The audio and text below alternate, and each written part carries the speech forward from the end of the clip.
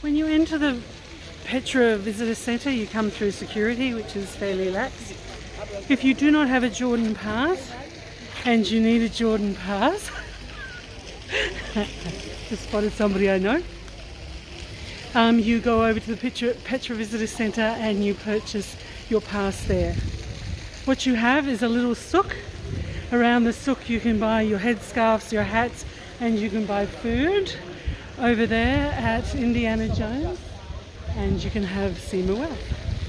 But the important thing is there's the facilities here. So that's pretty spectacular. When you're at the visitor centre, there are some maps here, and you can actually pick up a small map for yourself. So from the entry gate, past the Djinn Blocks, to the Sick, through the Sick, to the Treasury, which is about as far as most people get. The Street of Facades, the Roman Amphitheatre, these are amazing. The Urn Tomb, the Silk Tomb, the Corinth Tomb, and the Royal Tombs are fantastic. The Nymphaeum, this could be Zamzam if you listen to what Dan Gibson has to say. And along the Colonnade Street, the Great Temple and Kaze Bint. So potentially this area may have been the original Mecca, if you listen to what the Canadian Dan Gibson would say.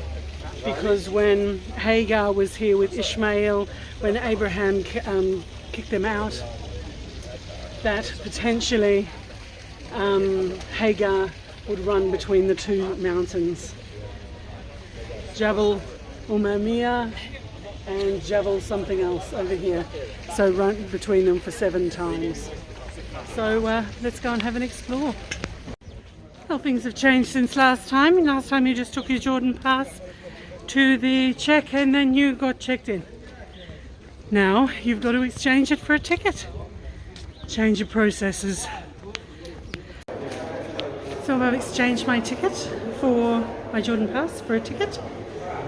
And I asked him how much for a second day. Last time it was 5 dinar, and now he's saying that it's 50 dinar. So I'll have to think about what I want to do if I want to come down again. 50 dinar is $100, 5 dinar is $10. The carriage is not included in the price of the ticket, and they say that the horses are, but the horses they'll charge you a massive tip for, and it's really uncomfortable and horrible. So this is the price for the horse and buggies, horse and carriages. So as you enter, they start demanding, do you want a horse ride and a carriage ride? Just ignore them, avoid eye contact. They just overwhelming and horrible. One of the first things that you come to as you're walking down towards the Sick in this first, say, half kilometre or so, are the Djinn stones. Now, if you read, some say that the stones are the actual boundaries of the ancient city of Petra, but other people say that they represent the spirits to protect the ancient city. Then the second one that you come to is the Obelisk Tomb, and the Obelisk Tomb is aptly named because of the shape of the carvings to the top of the tomb. And then there's the Obelisk Tomb, so named because of the shape of the top of the carvings there.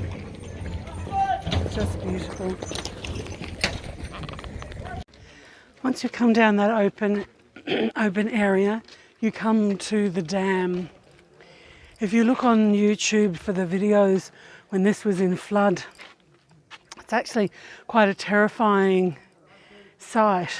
The water comes through at great velocities and carries those stones that are the size of hands or bodies. They're just massive, and they go down to that water channel down there. If you can see on the hill there somewhere, there is a square carved Djinn stone. Once again, a boundary, or it could be a mystical to weave off evil spirits, ward off evil spirits. So I'm going to head down to the Sick, which is just over this rise. Entering the Sick for the first time is quite an amazing experience. You can feel a drastic temperature change. as you come in, and at different times of the day, depending on where the light is striking, the colour is just so very different. What you need to sustain life is water, and what the ancient Nabateans appeared to have done is been able to harness the available water and bring it down to the city. And what you will see as you come down through the sick, and because it's been raining the last little while, there's actually water in the channel, so that's quite nice. It's a bit stagnant, but you can see the principle. So what they've done is basically just carved the channel down the existing rock face, and a lot of it is still intact. Some of it will actually have some clay basins in it just to reinforce the channel, but this bit doesn't. So I'm about halfway through the sick. Petra's a pretty treacherous place. It's been raining, so you can see how the dark of the soil, all the stones are really quite slippery. So in the wintertime when it rains, you could fall. In the summertime, you could fall.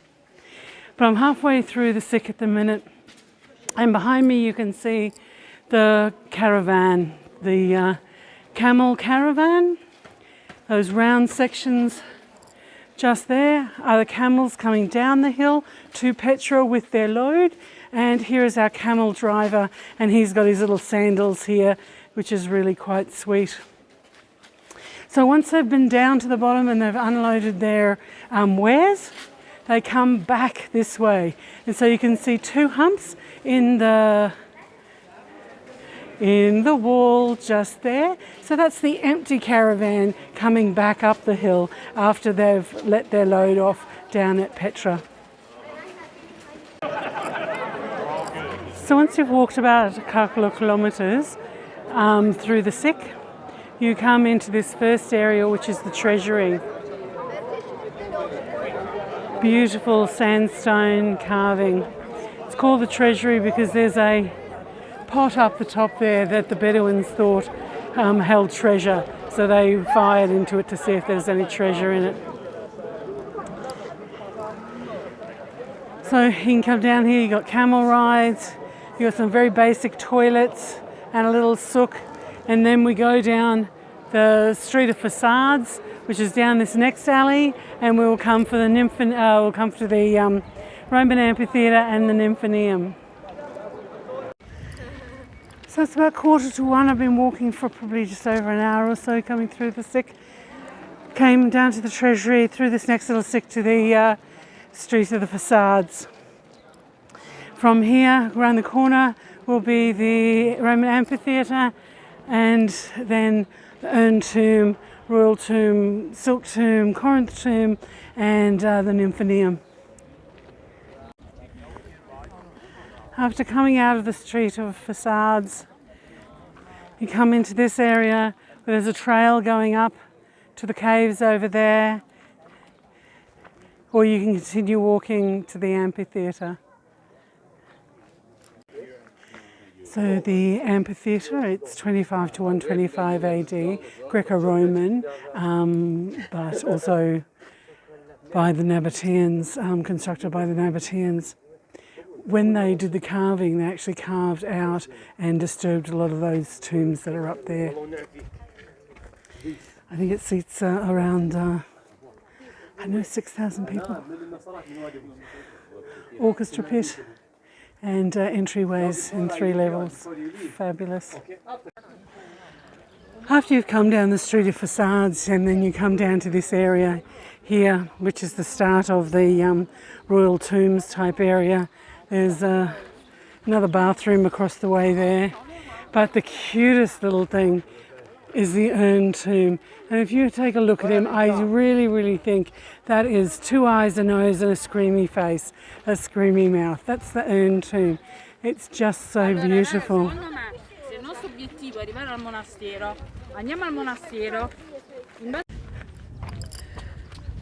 So once you've come down the Street of Facades, you've passed the urn tomb, you reach the Nymphaeum, but you get the glory of the silk tomb, the Corinth tomb and the royal tomb They are actually easier to access if you go via this path just here, or if you go via the church, blue or red, and come across the top of the range. There's just not as steep an incline, but when you go over on the urn tomb, there's just a million stairs. The urn tomb, a million stairs. But it's worth it. It's really worth it. The inside, the stone is just an amazing colour. And then you've got the royal tombs. I'm standing at or about the Nymphaeum in Petra.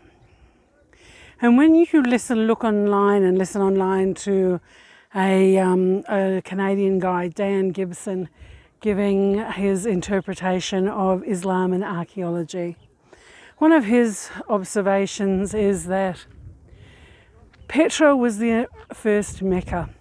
That for over 100 years after the introduction of Islam, all of the Qibla, all of the Mithra, the Qibla were facing Petra and not Mecca. And after a few hundred years, the Qibla started to face what we know now as Mecca. And then in the intervening time, there was a period where it was in between, as if the people constructing the mosques couldn't make up their mind. So they were going between Petra and Mecca. Now, if you listen to Dan Gibson, what he will say about the story of Abraham is that, and I could get this wrong, so I'm not a scholar. Basically, Abraham's first wife didn't give birth to a child. He took a second wife, Hagar, and she gave birth to Ishmael. After Ishmael was born, Abraham's first wife, who I can't remember her name, gave birth to Isaac. And what the first wife said was that Ishmael was being rude and not being nice to Isaac.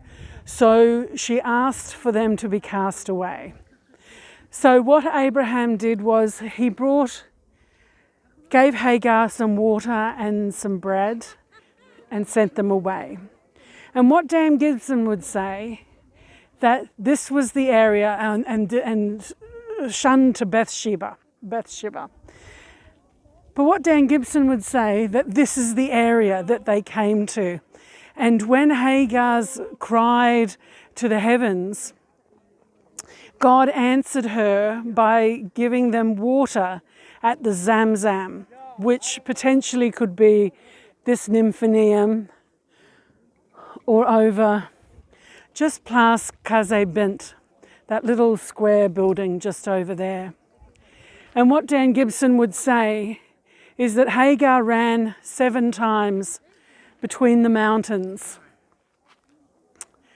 1, 2, 3, 4, 5, 6, 7. And that's why the Hajj, when you go to Mecca, you actually do the run between the two hills that is now Mecca 7 times, because Hagar did the 7 runs looking for water. So potentially, if you listen to Dan Gibson, this is the well, the spring, Zamzam, and this is the area that was the original Mecca. The other things that Dan Gibson explains about why he perceives that this is the original Mecca is because of Moses Spring, which is at the top in Wadi Musa. It was where men would wash before they on the Hajj as they came down. And then there was a second spring for the women to wash. So they'd wash at the top, the women would wash closer to the bottom, then they'd join in the Hajj, coming down through the Sikh and over to here. And what the original concept was the stone would have been in this area here, probably where Qazi Bint is now. And then it was moved to what is now Mecca. Because this was on the caravan route from Damascus down into the south in Saudi Arabia. And this is where Dan Gibson believes that was the original Mecca, before the stone was moved to what is now Mecca and Medina. Another thing that Dan Gibson would explain when he describes Petra is that this area here to the north is basically the Christian area, because you have 3 churches up here and then you have the Great Palace as well. What he would then say is to the south, basically around the Treasury, was more the Islamic area, and the area in between was for the pagans, so people that didn't specifically have any belief structure or were polytheists, so believing in more than one god rather than the monotheists, and they would live in these caves around this area here. And the reason that he says that is that the 3 churches here they found some burnt papyrus, and in that actually described things like purchasing of property and just day-to-day stuff. It wasn't births, deaths and marriages, so it wasn't a chronology of the area. It was just a snapshot in history that was found in the church up here. Here I am, sitting on a rock just near the Temple of the Winged Lionesses, looking over the Grand Palace. If I look over to the Grand Palace's, what could that be? Left, some direction. I've got Qazi Bint, that big square building. And that is behind, there's actually 2 mountains there. This first one looks like a camel's hump and then a camel's head with a camel's nose. Maybe. I'm just using my imagination now.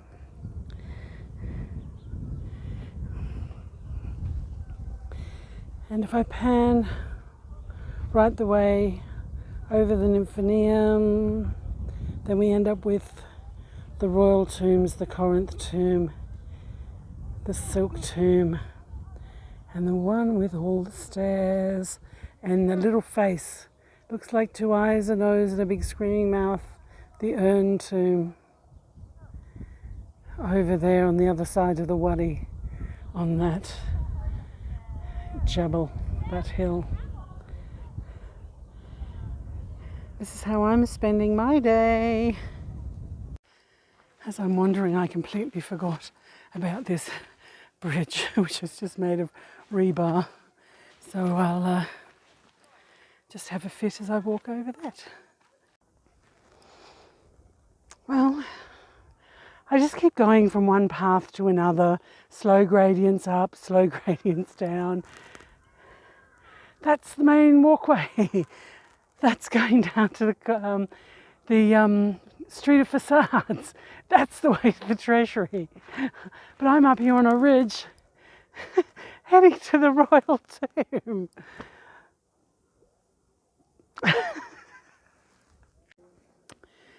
When I started off today, I did not have any expectation of looking at the urn tomb.